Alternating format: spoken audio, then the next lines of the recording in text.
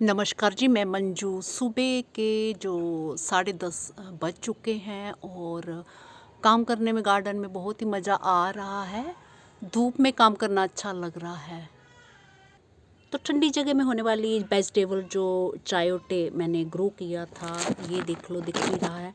तो इसकी बेल देखिए इस तरह से फैल रही है बहुत ही अच्छे तरीके से। और जो 7 लीटर वाली बकेट में लगाई थी वो नीचे है गार्डन में, तो वो भी किसी दिन मैं वीडियो बनाऊंगी। वो भी बहुत अच्छे तरीके से फैल रही है।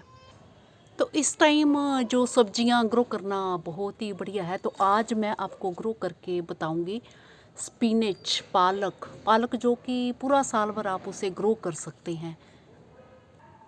तो ये मेरे गार्डन की पालक है, काफ़ी मैंने ग्रो कर दी है और आज फिर मैं अपने तरीके से ग्रो करूँगी और आपको टिप्स भी दूँगी अगर जिन मेरे बहन भाइयों को पता नहीं है तो वो ये तरीका अपना सकते हैं जो पालक लगाने के शौकीन हैं। और अभी इस टाइम जो पालक के रेट हैं वो 80 रुपये किलो चल रही है। इतनी महंगी हो गई है पालक। तो घर में लगाओ, ये बहुत ही आराम से हो जाती है। गमलों में भी लगा सकते हैं आप। तो ये मैंने ग्रो बैग में लगा रखी हुई है। तो ये भी मेरे ग्रो बैग में लग रखी हुई है पालक। बड़े बड़े झाड़ हैं और एक बारी आप ग्रो कर दो तो घर में ही जो आपके बीज तैयार हो जाएगा और जगह जगह पालक उगाएगी और आपको निकाल निकाल के आप जो कहीं गमलों में लगा सकते हैं। सबसे अच्छी बात ये ट्रांसप्लांट ये ईजिली हो जाती है, कहीं भी आप लगा दो। तो मैंने अपने घर का ही सीड्स जो हैं ये इस बैग में और डाल दिए हैं और ज़्यादा सारी उग जाएगी। ज़्यादा नहीं पौधे रखने हैं, ज़्यादा रखते हैं तो फिर बहुत बड़ा झाड़ नहीं होता है।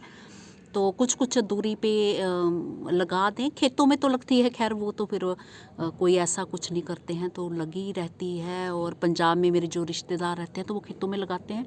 इतनी पालक हो जाती है कि वो जानवरों को भी फिर डाल देते हैं। तो खैर हम तो खाने के लिए अपने लगाते हैं। ग्रो बैग में आप लगा दें, गमलों में जैसे मर्जी आप लगा दें, हो जाती है। और एक्स्ट्रा जो प्लांट्स आपके तैयार होते हैं तो उन्हें आप कहीं और भी ट्रांसप्लांट कर सकते हैं।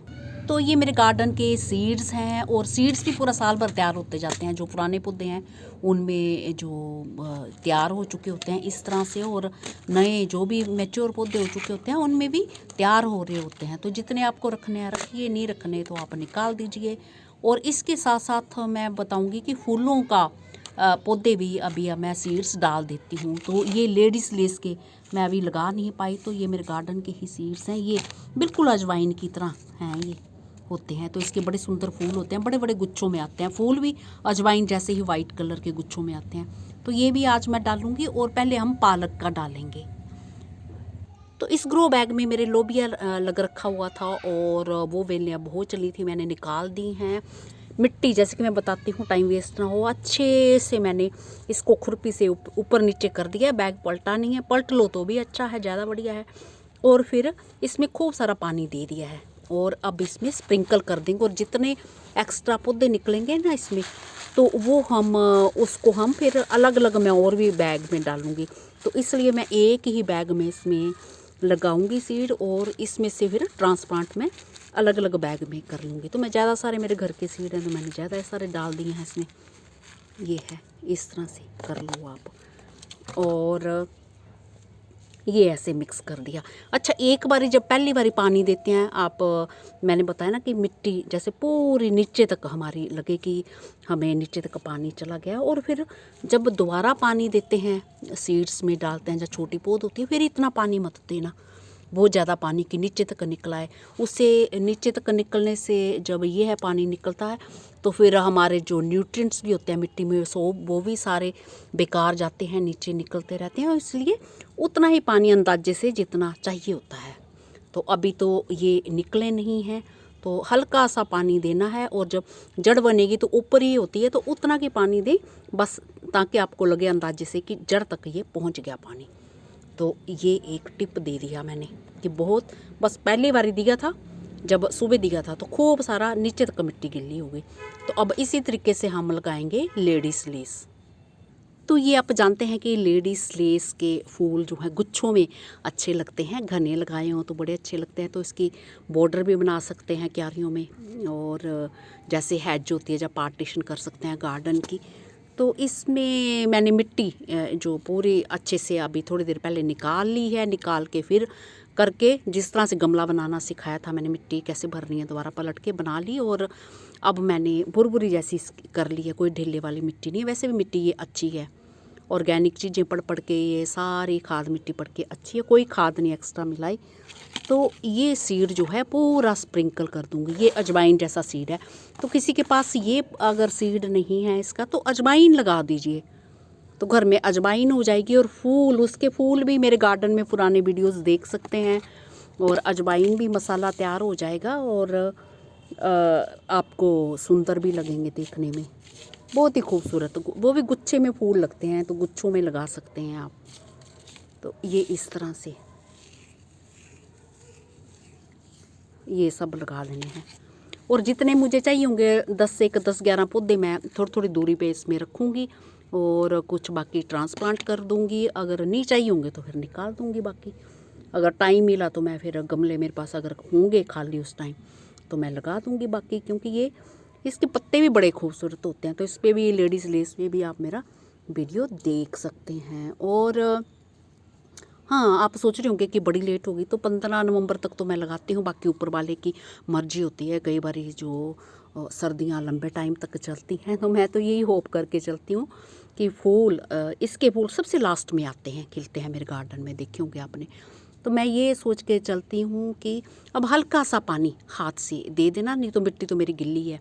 अभी मैंने दिया और ये देखिए निचला पानी नीचे से गमले में देने की ज़रूरत नहीं है, बस सीड गिल्ला होना चाहिए, मिट्टी के टच में होना चाहिए, तो ये गिल्ला ही रहेगा।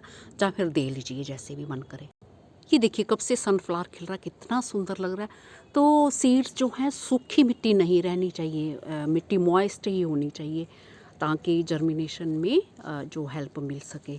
तो ये करें आप। और अच्छा, मैं ये सोच के भी सीड लेट डाल देती हूँ, आज मैं अभी उसके भी डालूँगी, अभी नाम ही नहीं मुझे जुबान पे आ रहा। हाँ, तो मैं ये बता रही थी, मैं सीड्स ये सोच के भी डाल देती हूँ कि अगर हो गए फूल आगे टाइम से, अगर ठीक रहा मौसम तो ठीक है, नहीं तो फिर हरे भरे पौधे जो वो भी देखने में ब्यूटीफुल लगते हैं।